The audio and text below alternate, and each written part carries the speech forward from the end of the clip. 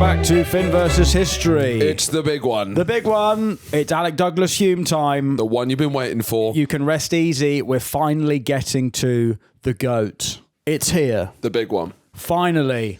Don't worry. We have listened to your comments. Yeah. Every week we have people begging us to do this topic. Douglas-Who, when? Yeah. And we're like, look, we want to establish ourselves first. We want to practice what it means to do a comedy history podcast. Douglas-Who, when? Cowards. Cowards. Release it. You won't do it. Release it now. You won't do it. You won't do it. You're scared of being censored. You're scared. You're scared of touching the great man. Yeah. Sir Alec Douglas-Who, the man, the myth, the legend. Sir Alec Douglas-Who?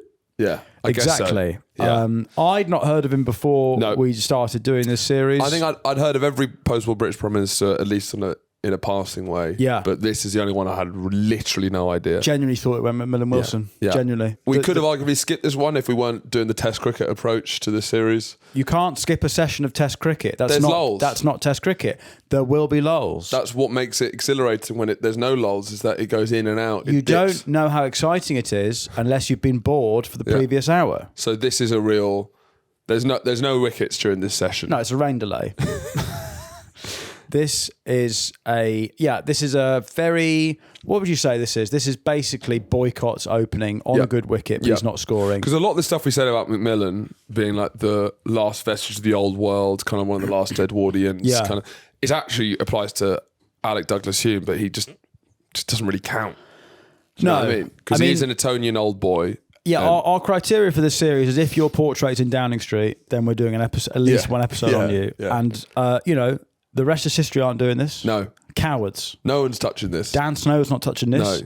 No. Which has meant... Joe Rogan's not touching this. It has meant this series has been quite hard to research, this episode. Yeah.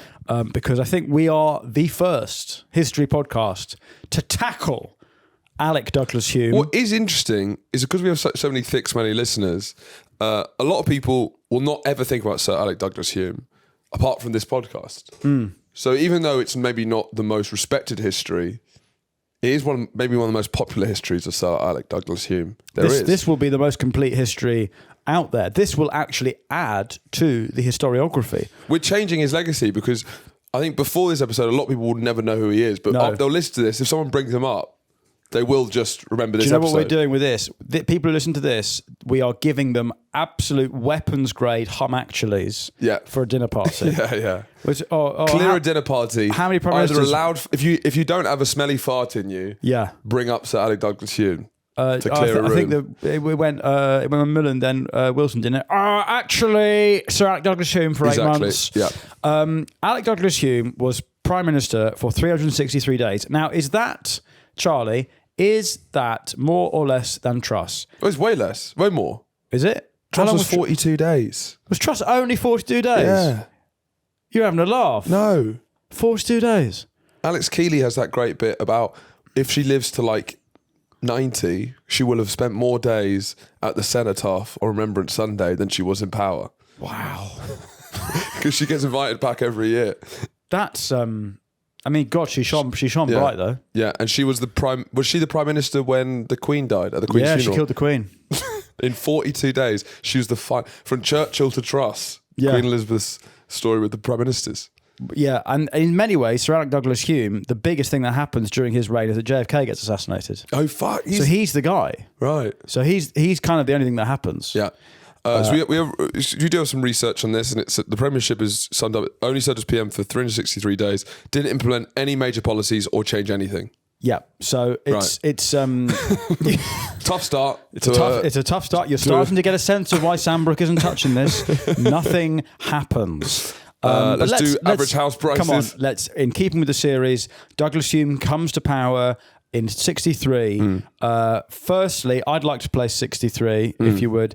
1963, this is after Hungary's been invaded by the Soviets, and it's before Alex Hurricane Higgins takes snooker by storm. And I do think... When was that? So when was the golden age of snooker? Is that 70s? Late 70s into the 80s.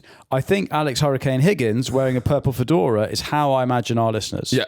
When they get invited to a funeral or a christening, you can find the picture of him wearing a purple fedora. But there was a period in the 70s with that snooker was more popular than football. That is how our listeners dress for a funeral. They go, well, if it's smart, I'm wearing, then I'm wearing my multicolored. I'm wearing my magic eye waistcoat, my bow tie, my purple fedora. Oh, coin behind your ear. Hey, yeah, they're amateur magicians. World War II memorial coin behind your ear. Oh, lovely stuff. Tesco's 1998 World Cup commemorative coin behind the ear. Alec Douglas-Who, 63 to 64. Yeah. This is the last great establishment steering of the country. Yeah. Really. House prices. The average house price is £2,840, which is about 50 grand in today's money.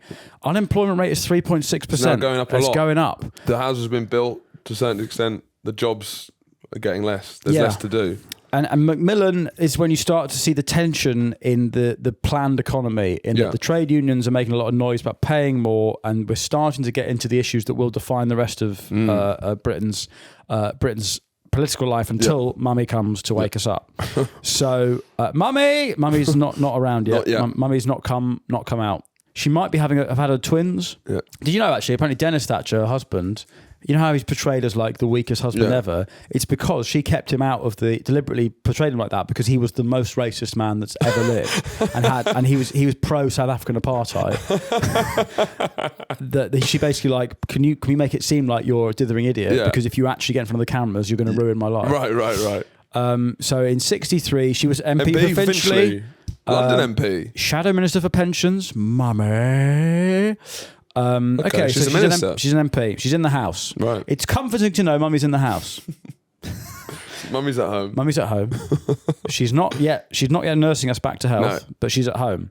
Yeah. So in 1963, let's deal with Britain. The 60s are starting to come on now.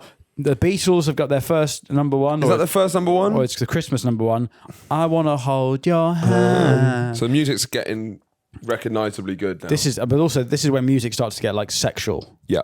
You're holding hands. This is where the girls are literally strumming themselves silly at concerts. But it's funny that they're strumming themselves silly at the idea of a Beatle holding their hand. Yeah. Like it's not WAP. 4 men with bowl cuts holding their hands. Yeah, and they're like, you know, they're like Fred again themselves. Saying low like. Yeah, like saying low's there. Like, oh my God, that fucking stinks. They're just banging it. They're throwing mucky pants at the Beatles, and they're literally singing about holding hands. Yeah, there's a really nice. This is where I really like the innocence of pop with the depravity of fandom. Yeah, because now it all lines up. Yeah, in that now wet ass pussy, and you have guys wanking the crowd, or I don't know. Yeah, it's all disgusting filth. But in the old days, hold your hand was code for finger you. Probably, I don't know. Maybe it wasn't. Well, that's what but the teens are around now. Yeah. The teens are an advertising. But the romance holding your hand, that's enough to get a woman off, I guess. Yeah. Now, was Wet Ass Pussy, was that a number one? Wet Ass Pussy. It was a number one hit. Wet Ass Pussy. Which of the Beatles do you think was most likely to release a song called Wet Ass Pussy? Probably Lennon. No, it's Ringo. It's Ringo. It's 100%. It's Octopus's Garden. This is why we don't let you write the songs, It's Ringo. Yellow Submarine. It's all water-based. Yeah. The third one in that trilogy is Wet Ass Pussy. Soggy Tun-Tun. I want to be down by the sea. With a wet ass pussy on my face. The Beach Boys are around. Everybody was surfing USA. WAP. The first episode of Doctor Who starts. From Russia with Love. BBC Two starts. Television is expanding. Right. Yeah. We have BBC Two. Explosion. Prawn cocktail. Strange experimental foods are coming in. Arctic Roll. Yeah. Spotted Dick. The Arctic Roll is a 63. That's the local cafe does both Arctic Roll and Spotted Dick. Well, I figure Spotted Dick was much older because I used to have that at school. Right. It has a renaissance. The fittest woman. Now, I don't know if we did this last. Oh, we did. Who's the fittest woman? Jean Shrimpton. Absolute 60s mega babe. Now, what are they calling This is where Jean's? people are getting fit now. People are starting to get fit. Yeah, they get it. Mary Quant's inventing the miniskirt. Yes, that's a British invention, right? That's a British invention. They've got fit makeup. They're starting to wear makeup. And the miniskirt becomes a symbol of the sexual revolution. Yes. Yeah. People are walking past the miniskirt shop, shaking their heads, going, "This is absolute disgrace." Now, what are we calling Jean Shrimpton's boobs in this day and age? Puppies. Okay. The slang for boobs at this time is puppies. That's a bit groovier. Or Chi-chi. Look at the puppies on that. It's a little bit more. It's sexually aggressive. Yeah, but it's a little. It's Puppies gross. is a bit more kind of like velvet carpet. It's a bit more smooth because it's the 60s. There's a bit more groove. I actually think Puppies is the grossest one we've had so far. I think if I was in the sexual arena, the sexual theatre, fight to the death. It is a fight. The sexual theatre is a theatre of death. Hunger Games. I'd be more confident about deploying chandeliers. As in, go. no, I'm thinking about what word you're having. Norks. I'd use Norks. That's what I mean. So you're having sex with your girlfriend, and I don't talk during sex because I'm British. Yeah. But what word for boobs are you more likely to deploy and it not end the session? Right? Norks, chandeliers, bazookas, or puppies. I think puppies is disgusting. Yeah. To call boobs. Melons. I mean, I think top bollocks is the worst. Top bollock. Look at that top bollocks. Get your top bollocks out, love. Get your top bollocks out. Baps. I like baps. I like baps. Yeah, but using that in a sexual... You can do that from a building site. Oh, look at those baps. You've got such lovely baps. You've got such lovely puppies. I want to be sick in my mouth. Puppies. Oh, God. Isn't it horrible? Yeah. A pussy and some puppies. It's a fucking Batsy Dogs home in your bed. What about the twins? Twins is quite tasteful. Show us the twins. Yeah. I prefer that to puppies. Yeah. I think puppies is astonishingly gross. I think I coined twins. What do you mean you coined it? I think I've made up. No, you haven't. No, you haven't. I've heard it before. Have you? Yeah, Charlie. Well, I made it up out of my own head then. Show us the twins. Do you want me to play with your twins? Do you want me to blow on your twins? Do you need to look after your twins while you go to the bathroom? Do you want some free childcare this weekend? Do you want to look after the twins? I'll take them around London. Do we take the twins drop the twins off at the pool? No. What's that? I don't really know. Drop the twins off at the pool. You shove your boobs in the toilet. So puppies or melons. Melons has also come into the parliament. Yeah. So, I mean, just before we crack into the... I know that people at home The totemic figure. And people are thinking, get on with it. People are thinking, why are you holding... You're edging us. Why are you dancing around? You've been waiting for 6 months to deal with Alec Douglas-Who. Why aren't you dealing with him? Because I just want to put a flag in the sand that in the space of 6 years, we've gone from chandeliers, bazookas, norks to puppies. Right. And by chi-chi, I mean the slang for boobs. You can trace... Spasms of change are happening. Shuddering change. Shuddering change. Men are quivering at the sight of norks, puppies, melons. You can the permissive society is what I'm trying to get to. Yeah. This is what we're tracing. Yeah. And it's nice to know that Churchill never called them puppies. So when did the kind of prime of because the 60s transfers from swinging 60s London transfers to California, late 60s. The centre of culture for a couple of years is London, and it's not really like that kind of ever again in this century, where it's like the beginning. Certainly not nowadays in London. No. But it transfers to California late 60s. Right. So it's actually a very small window where the newest fashions, the most trendy place in the world is London. I don't know when that is. But also, when is the prime swinging 60s London? I think it's 64 to 67. But also, what Andrew Marr said in his book is that it's literally 20 people. Yeah. That are the London set. Like it's 5 rock stars, a couple of models, that's what Sandbrook's saying as well. Yeah, it's 20 people. And so most people living 50s lives. If you live in Reading, you don't give a fuck about swinging London because you're in boring Reading. Yeah. It's a couple of streets. It's a couple of streets in London. Anyway, let's stop dithering and get into the big dog. Yeah. Alec Douglas-Who becomes Prime Minister because Harold Macmillan, his predecessor, his prostate's gone up like a hot air balloon. It caved in. It had imploded like a submersible in the ocean of not having sex. Yeah. He is a lord. So this is a real establishment stitch-up, which paves the way in for Harold Wilson, of course, is that he has to reject his peerage and then he contests a constituency of Kinross and West Perthshire. And so for 2 weeks, he is a Prime Minister who belonged to neither the Lords nor the Commons. Right. So it's, no man's land. It's a complete... if you think about the optics of Macmillan falling from, losing the moral authority, and then the Tory party getting in someone who's not elected at all for 2 weeks. True old boy. It's a real old boy stitch up. Yeah. Harold, jobs for the boys. Harold Wilson hand shandies for the lads. Oh, please. Please. Harold Wilson takes issue with this and describes it as a counter-revolution. Yeah. So, who is This mysterious man, born in 1903, descendant of a long line of Scottish nobility. And all the way back to Robert the Bruce, right? Went to Eton, obviously. Now, he mentions in his autobiography, astonishing. Who's reading that? I mean, who is reading? Not us. You get a picture of Hume's autobiography. Yeah, up. what's it called? What's it on for the picture? What do you think it's called? My Life in At Politics? Home with Hume. At Home with Hume. Douglas Alec Home.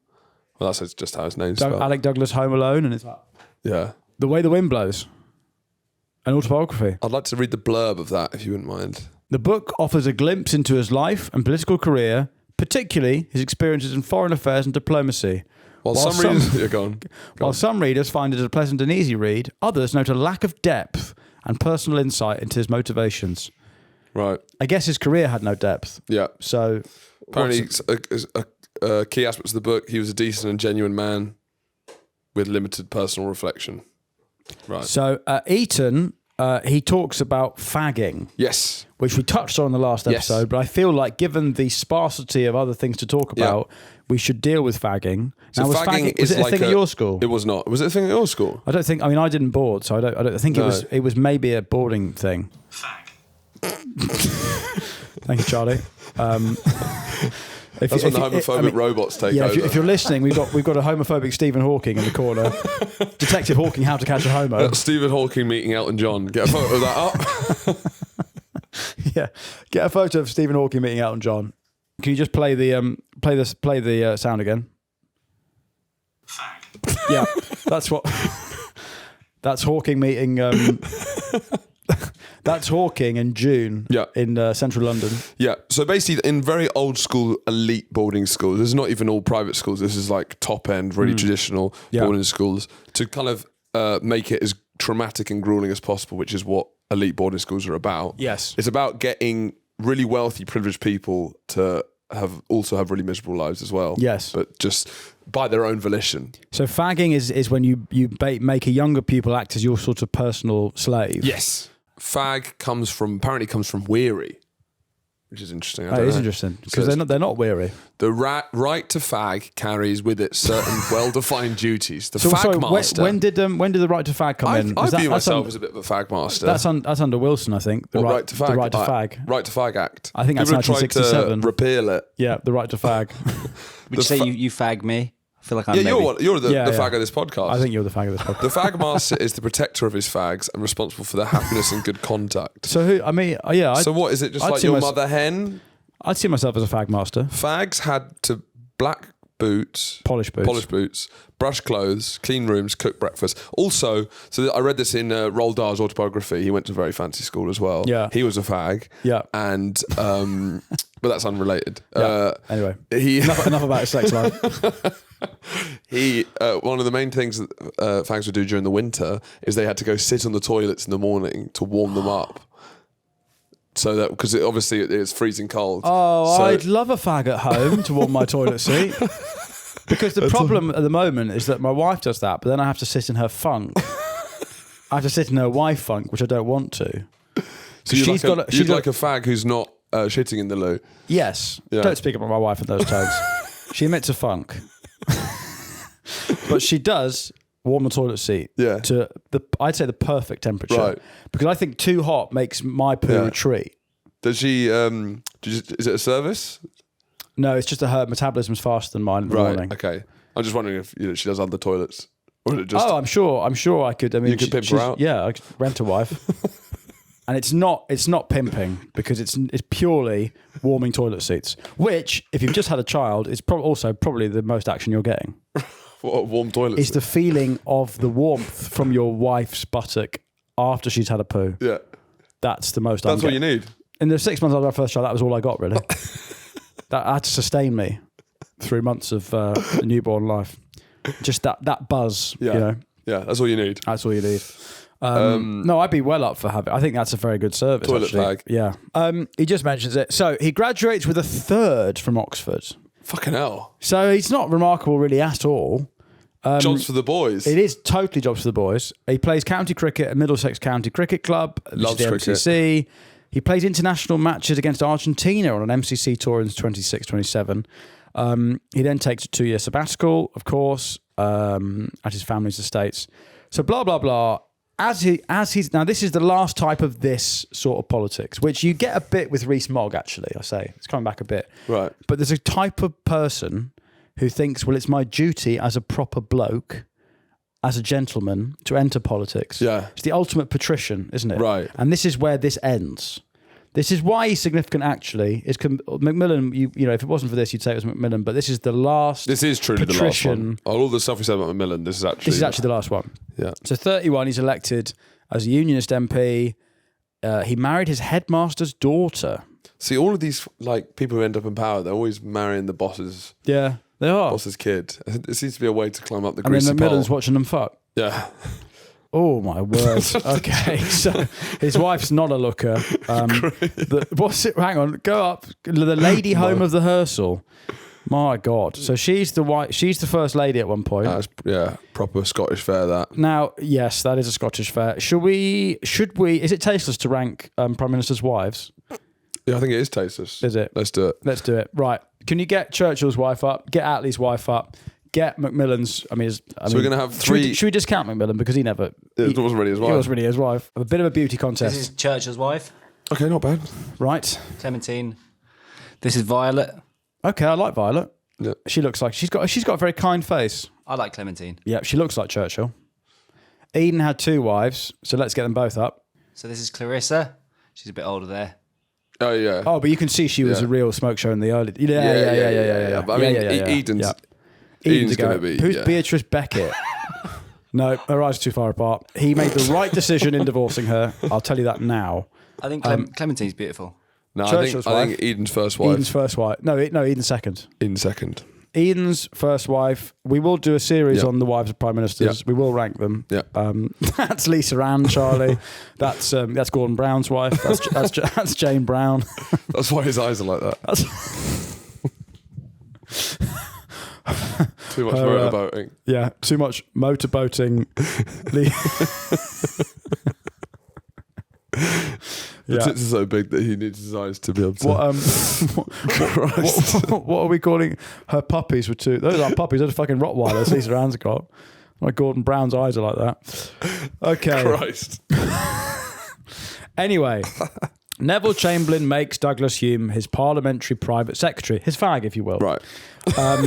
And so he goes to the Munich Agreement. He's at the Munich conference. All right, he's there. He's there. He recounted that he saw Hitler walking with his arms hung low to his knees, and they swung in unison, giving him a curiously animal appearance. Loads of Like a sort of monkey. Okay. Hitler monkey. Nazi monkey. And blood! Nazi monkey. Lovely stuff. He also said that Mussolini kept walking around with his chin up to conceal an unsightly carbuncle on the top of his head. What's a carbuncle? It's like a big wart, is it? Let's get a picture up. No, it's a cluster of boils. Let's have a look. Oh. Right. Oh, Is that why Mussolini's like this? Yeah. It's because he's got a massive spot on his head. Oh, God, that's disgusting. So, war record, none. Because, and this I have to say is the funniest thing about him. Yeah. So in 1940, he signs up to go and fight in World War II. Yeah. But his doctor tells him, firstly, to wait 3 months to settle his nerves. Because, he's the right type of bloke that they go, are you sure you want to do this? Yeah. Then he comes back, he has a medical check, and discovers he's got TB in his spine. So, if it had not been caught, then he could have been paralysed. So Are we sure that's true? Well, if it's not, then what happens next is insane. Okay. So he has a 6-hour operation to remove a bit of his spine, and they replace it with a bit of his shin. Is that for the next 2 years? Do you do that? For the It's next, not like when you get pubes for your hair transplant or something, or whatever it is. is that what they do in Turkey? I don't know. Take your pubes and put them on your head. I don't think they do that. I don't think they do that. You come back and You come back, you just got stinky. You've got a bush on you. You've got like a 70s deep throat bush on your head. You been Turkey? Yeah. Yeah, it did feel weird that they were doing that. Yeah, my head fucking stinks now. But my balls never smelled better. I got head hair down there. I got dick hair up there. Perfect. What would it look like? Because what you want is long, luscious shampoo and conditioned hair for your pubes. Yeah. So like Iggy Pop, kind of like long blonde hair. You want the dick to be behind a curtain. And then you want a sort of pube fro. Yeah. Oh my God. That's someone who glued pubes to their skin. Someone did. Oh, they deleted it. So on Reddit, the thread is I gave up / I glued pubes to my head. It wouldn't look good. It's more like it's just the eyebrows, really, as opposed to hair. You just got big eyebrows as opposed to more hair. Right. You know. Anyway, what happens is they take a bit of his shin, put it in his spine. To recover, he is entirely encased in plaster for 2 years. Was this during the war? Yeah. Lying on his back for 2 years. Like this. So Right? Macmillan was playing dead at the Somme. Yeah. And Douglas-Who was just going... He's literally in plaster, lying on his back like this, waiting Oh my for his God, what spine to happened heal. on the front? Was it a shell? Was it a fucking shrapnel? Yeah. No. No. It's just a surgery gone wrong. I just- haven't even left my It house. didn't even go wrong. It's just they took a bit of a spine out and they had to wait for it to fuse or whatever for 2 That's years. crazy. So he is lying in plaster like a mummy for 2 years. Yeah. And apparently he gains 4 stone, going from 11 stone to 15 stone. Then he has to lose the weight when he learns to walk again. He genuinely just read communist books and then he became virulently anti-communist. That's quite funny reading it and going, oh, what a load of bollocks. Yeah, just while you're saying there. Oh, what a load of Oh. shit. I don't need anyone. I'm self-sufficient. Sorry, can someone help me piss? Can someone bring me some food? Pull yourselves up by your bootstrap. Could you wipe my arse, Yeah, please? I can't wipe my arse. Sorry. I've just done a big poo in the plaster. How's he pooing? People need to learn to stand on their own 2 feet. Yeah, I can't walk. Yeah, it's a free market hawking. Yeah. Who's just sort of just lying there. Free market hawking. Free market hawking. Without the clever stuff. Yeah, It's Hawkins without the brain. it's just a virulently anti-communist Hawkings. So back to politics. In 43, he returns to Parliament following his 2 years of being in plaster. Right, so he's out of the paper mache now. Yeah. He's been encased in paper mache. I mean, imagine the smell of his balls when they cut that off. Oh. 'Cause you know Glorious. when you cut like your arms in plaster, you cut it off. And Yeah, it smells the stink is like evil. There's an evilness. it's like an evil watch strap smell. Yeah. But imagine that, but it's your Like balls. there's an ancient evil to it. Yeah. It's like a darkness you cannot comprehend. Like a curse comes out. Yeah. So he loses his seat in 45, which is quite funny given he's just been able to sit up. Loses that. So he gets out of a seat for the first time in 5 years. Yeah. And then they go, right, You've lost your you seat. lost your seat. So 1950, he wins a seat back after distributing a letter from the rival MP. The letter is... So he snitched. He's a snitcher because his rival for the seat was a communist, blah, blah, blah. In 1951, his father dies, so he then steps down from the Commons to take up his hereditary peerage. So he gets promotion. Gets promotion. And That's he's fair enough. he's He's done Macmillan's... nothing and he's got promotion. All he's done is lie down for 2 years during the war. Basically, every other prime minister at this point has done something to contribute towards the war effort. He's lying down for 2 years. Yeah. Well, someone's got to. I laid down my life. I laid down. I laid down for a bit, and then I got up again. 1960 becomes Macmillan's foreign secretary, which is obviously controversial because he's unelected. Does he have anything that he did which was good, like even politically? Let alone the war. Did he have some success as a minister, or is he just from good stock? He goes back. He becomes Heath's foreign secretary, and I think he does something Right. then. Fine. But even that, I'm not sure of. Yeah. So basically the entirety of his year-long premiership is dominated by the fact there's an election coming up. Right. He left ministers to get on with the job because he didn't know what the fuck was going on. Yeah. Douglas-Home didn't have any landmark policies.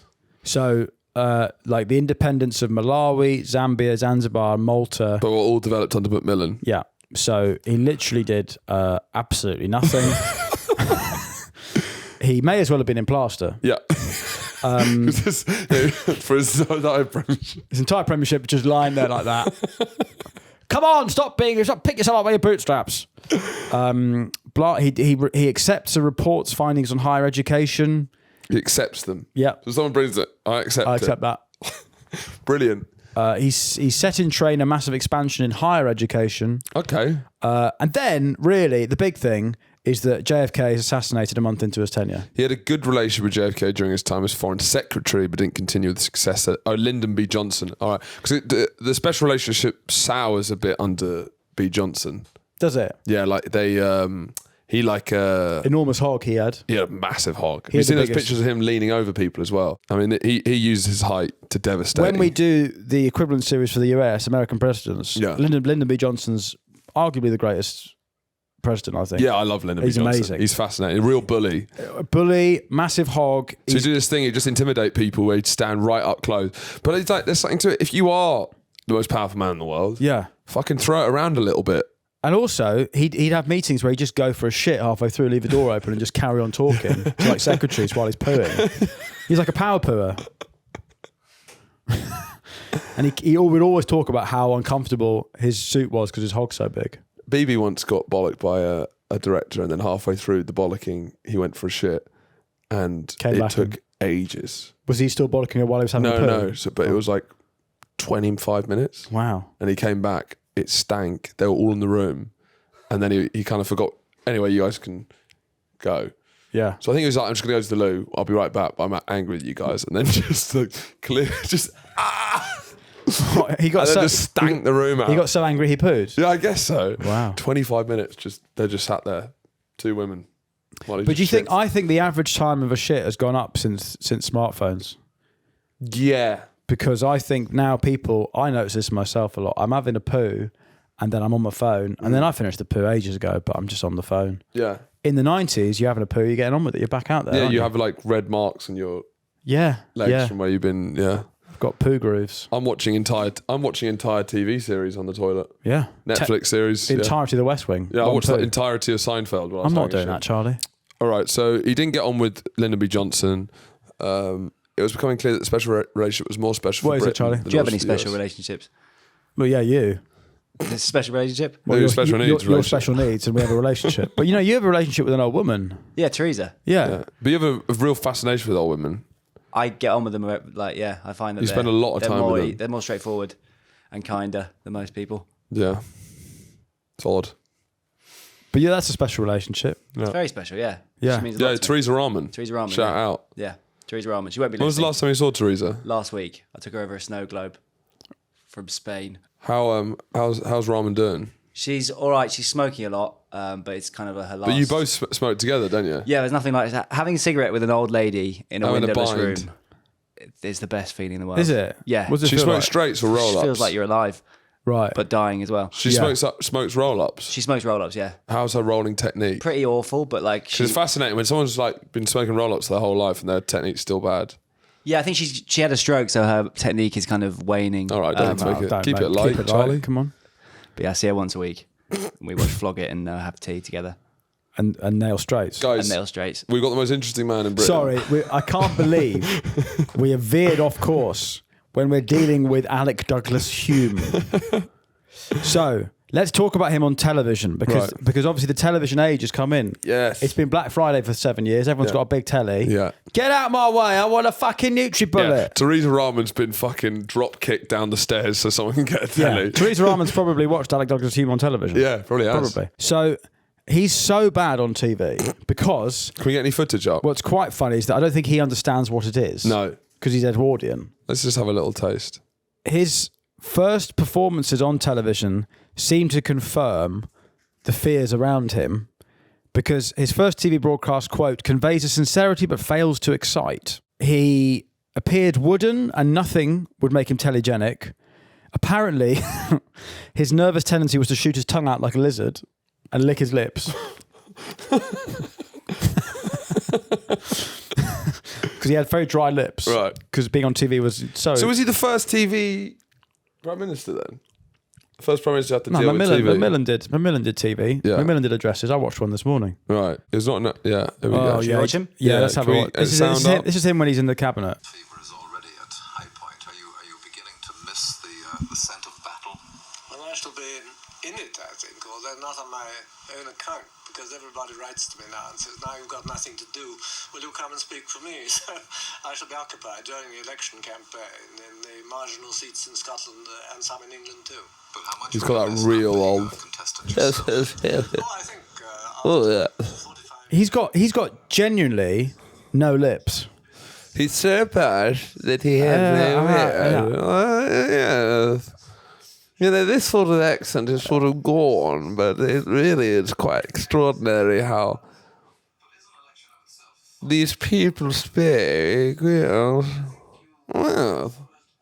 He never. Yeah, I mean, he apparently. that was in '74. That wasn't during his premiership. So he apparently he was getting done up by makeup artists, and he had this awful. He had the cadaverous image of a skull, i.e., he just looks like a fucking dead person. Yeah. And before a BBC interview, he asked a makeup assistant if she could make him look better. He was told there's nothing to be done. He had a head like a skull. Hasn't everyone? He asked. No, they replied. So basically, he looks fucked. Yeah. He's got nothing going on. He spent his formative years in Plaster lying down. Yeah. In interviews, he seemed poorly briefed, and in 1964, he insisted that the British economy had seldom been stronger, only to be contradicted the following day by the publication of the worst ever trade figure. He made 4 major speeches to the House of Commons. Wow. He made no pretense to economic expertise. That's hilarious. He commented that his problems... I don't claim to be an expert. Yeah, you're Prime Minister, mate. Listen... The smarter people than me out there, they'll know what to do. Yeah. I've got no idea. I can't stress how I spent most of my life encased in plaster. It's almost like this is a social experiment. I'm not really into politics. You're literally the Prime Minister. He said, when I have to read economic documents, I have to have a box of matches and start moving them into position to simplify and illustrate the points to myself. When he speaks to his Chancellor, he's one of those people who counts his fingers like this. Yeah. 1, 2. How much debt do we have? 1 trillion, 2 trillion. Let's get to this. The only thing that really actually happens. And is this during his time in office? Yeah, he's Prime Minister. Yeah. So, April 64, at a Scottish Unionist conference. Christ, that must be fun. Don't threaten me with a good time. A group of left-wing students asked him to sign a forfeit to charity in return for not kidnapping him. Yeah. He signs and gives them £1 as a joke because he's fucking hilarious. Yeah. The students follow him home, knock on his door, and say they're going to kidnap him. He asked if he could pack a bag. That's quite funny. He's got composure. While he's packing a bag, he offers them a beer, allows them to take pictures in the house. He chats with them, and then he said if they kidnapped him, the Tories would win the upcoming election by 200 to 300 seats. And so after drinking with him for a while, the students gave up the kidnap plot and left. Douglas-Home didn't report it because he didn't want his security guard to lose his job. Right, yeah, it's a simpler time, I guess. I mean, it's... How serious were these students about kidnapping? I guess it's... I mean, it's the beginning of the kind of student left-wing 60s. It's probably the most boring kidnapping story there's ever been. And he didn't even make a big deal of it. No. Had a drink with him. But he becomes president of the MCC. Right. 66. Because his real love, and seemingly the only thing he has any passion for, is cricket. Yeah. Apparently he made very classist decisions. You surprised me.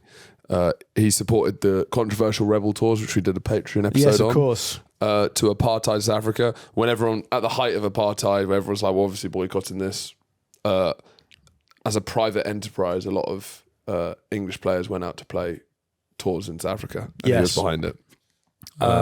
So let's get to his legacy. Let's sum him up. We don't need to be a long one on this. It might be the most boring man we've ever covered. Listen, your prayers have been answered. And we did Joan of Arc.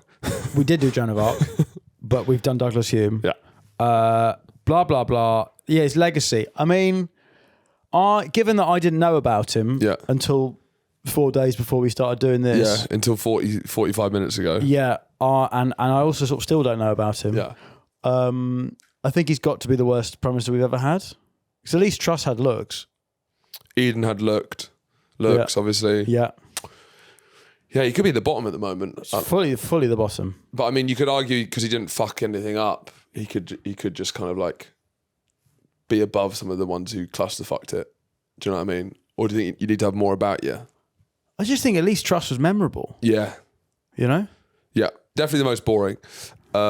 So his pros are he's distinguished foreign secretary, respected for his adeptness in foreign affairs. Notably, he negotiated the partial nuclear test ban treaty and displayed strong leadership during the Cuban Missile Crisis. Boring. He was Cons, unelected PM, detached, aristocratic image. No, he is the end point of. All right, you're taking a piss now, sounding this guy, basically. Exactly. Yeah. It's the very last of the steam locomotives, supposedly. He is the most boring, most establishment it ever gets. And after this, the British people draw a line under electing these kinds of people. Yeah. They don't want patricians. They don't want old boys. They want an exciting northern woke lefty libtard nasal who smokes a pipe. Yeah, and that's what they're gonna get next time. We get into definitely the most interesting that probably we've done. Probably one. This next administration is arguably the biggest in terms of social change. For sure, it is like, you know, this is the real 60s. Sacred cows are slaughtered on the altar of progress. Abortion, gay rights, theatre censorship. A lot of great experiments have started. And have they worked? We still don't know. Yeah, too early to tell. Harold Wilson is our next episode. Prime Minister who actually does stuff. If you've got to the end of this one, fair fucks. Fair fucks to you. Fair fucks. You're a fan. Go outside. Done. Get outside. Do something else. Yep. If you'd like to have early access to the entirety of the rest of the series, join the Patreon. And with £3 a month, you too can get hot gossip on history's greatest figures like Alec Douglas-Who. This has been Alec Douglas-Who. It's been a bloodbath. We've done it. We've done it now. Yeah. We've done it. Yeah. So you can stop asking us when are you going to do ugly. We've done it now. Are you happy? Well, I'm not happy. No, I'm not happy. That was fucking boring. Might as well have done a fucking episode on my neighbour. What's your neighbour called?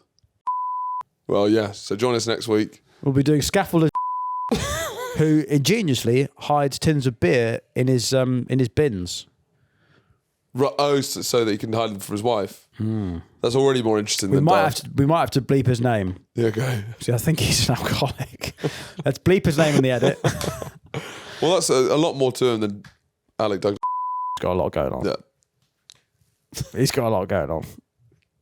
Anyway, the British Prime Minister post-war series rattles on and it's gathering pace. Don't worry, as we said, a test cricket match is only exciting after it's been boring for a bit. So next time it's Wilson, and then finally we get to the 70s. We get to, don't yawn.